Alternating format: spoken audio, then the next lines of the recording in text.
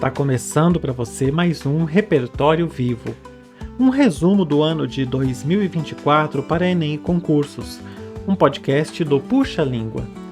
Eu sou o professor Samu Marques e este episódio é sobre o assunto esporte e lazer. O fato que vamos relembrar neste episódio é: morre Mário Jorge Lobo Zagallo, único tetracampeão das Copas.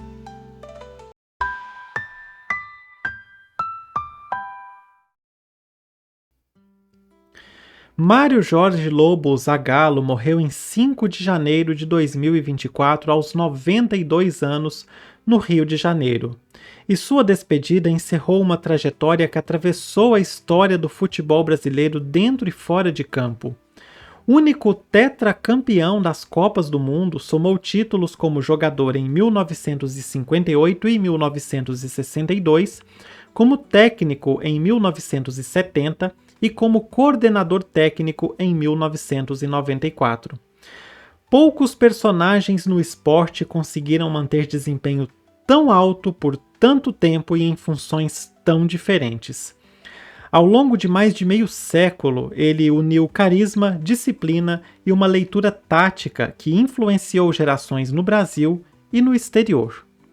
Como atleta, foi ponta esquerda do Botafogo e da seleção, com características que se tornariam uma marca. Tinha técnica, capacidade de associação com o meio-campo e um sentido posicional raro para a época. Ficou conhecido por recompor sem a bola, aproximando a linha de meio e ajudando a proteger os laterais, um gesto que hoje parece comum, mas que nos anos 1950 ajudou a mudar a função do atacante de lado. No título de 1958, cumpriu esse papel de equilíbrio no time que tinha Didi, Garrincha, Pelé e Nilton Santos. Em 1962, com Pelé lesionado, manteve a estrutura ofensiva viva, dando sustentação para a explosão de Garrincha e garantindo que o conjunto se sobrepusesse às ausências. A virada para a prancheta o projetou a um patamar ainda mais alto. Em 1970, como técnico do Tri, coordenou um elenco de protagonistas com uma ideia simples e potente. Times fortes precisam de equilíbrio. A equipe que venceu no México combinou liberdade criativa de Pelé, Jairzinho, Rivelino e Tostão com organização por trás construída por Gerson, Clodoaldo e uma linha defensiva de altíssimo nível. O que chamamos de desenho tático não foi uma rigidez de números, mas uma ocupação inteligente de espaços, com laterais que apoiavam, meias que sabiam cadenciar e atacantes que se aproximavam para triangular. A naturalidade com que o time mudava de ritmo, alternando posse e aceleração, foi um cartão de visitas do futebol brasileiro para o mundo. Zagallo também é referência pela capacidade de liderar projetos em contextos diferentes. Em 1994, como coordenador técnico, ajudou a construir um ambiente de trabalho sólido para uma seleção que resgatou a organização defensiva e a eficácia nos momentos decisivos. Nos Jogos Olímpicos de 1996, esteve à frente da equipe que conquistou o bronze. Em 1998, como técnico, levou o Brasil a mais uma final de Copa do Mundo.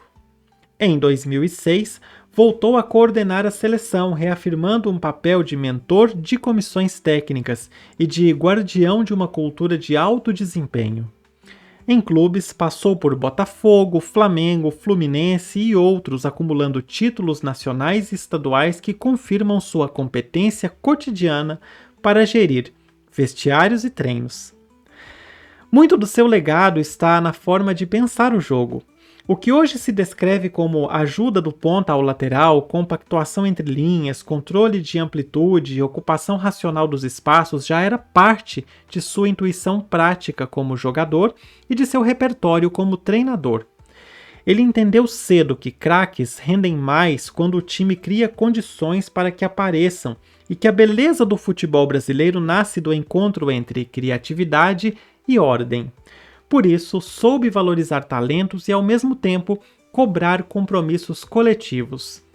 Esse equilíbrio garantiu times autorais e consistentes, capazes de se impor em competições longas e em jogos grandes. A dimensão simbólica de Zagallo vai além da prancheta.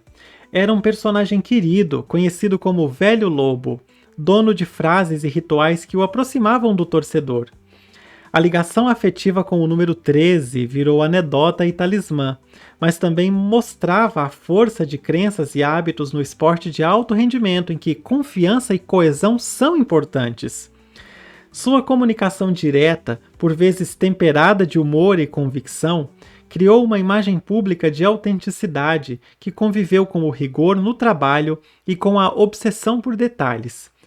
Essa combinação o transformou em referência sobre como liderar sem apagar individualidades. Zagallo também ocupa um lugar único no panteão tático mundial por ter sido um dos 3 campeões como jogador e técnico, ao lado de Franz Beckenbauer e Didier Deschamps. E o único a somar ainda uma 4ª estrela como coordenador. Esse conjunto mostra que o futebol pode ser visto de múltiplos ângulos e que a inteligência de jogo pode migrar do campo para a área técnica com sucesso. Sua carreira sugere de forma pedagógica que conhecimento tático é construção contínua, alimentada por vivência, escuta e capacidade de síntese, e que a gestão de talentos é tão decisiva quanto qualquer esquema desenhado no quadro. Para novas gerações de treinadores, 3 lições se destacam. A primeira é a do equilíbrio. Times precisam defender bem para criar ambientes em que a criatividade floresça.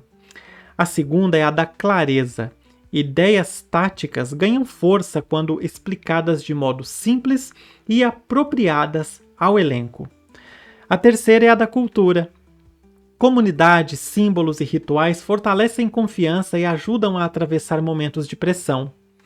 Essas lições atravessam décadas porque se baseiam em princípios e não apenas em modismos. No Brasil, um país onde a seleção é parte da identidade nacional, a trajetória de Zagallo ajudou a costurar memórias de família, de ruas e de estádios.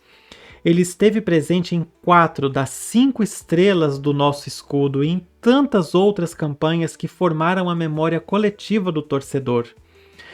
Ao morrer em 2024, deixou mais do que taças. Deixou uma gramática de futebol, uma ética de trabalho e um convite permanente a fazer do talento uma obra coletiva. É por isso que seu nome segue sinônimo de vitória e de referência tática, e por isso continuará sendo estudado e lembrado sempre que alguém, no Brasil ou fora do Brasil, quiser entender como se desenha um time que joga bonito e ganha.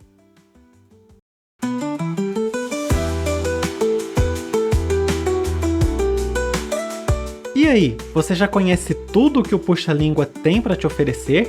Se ainda não, tá na hora de conferir. Acesse youtube.com/puxalíngua e descubra centenas de vídeos sobre linguagens, aulas de redação, repertórios comentados, correção de questões do Enem, interpretação, gramática, dicas e muito mais. Visite também nossa loja e garanta materiais exclusivos que vão acelerar o seu aprendizado. puxalingua.hotmart.host/loja. Quer apoiar o nosso trabalho? Você pode contribuir via Pix, usando a chave puxalingua@gmail.com.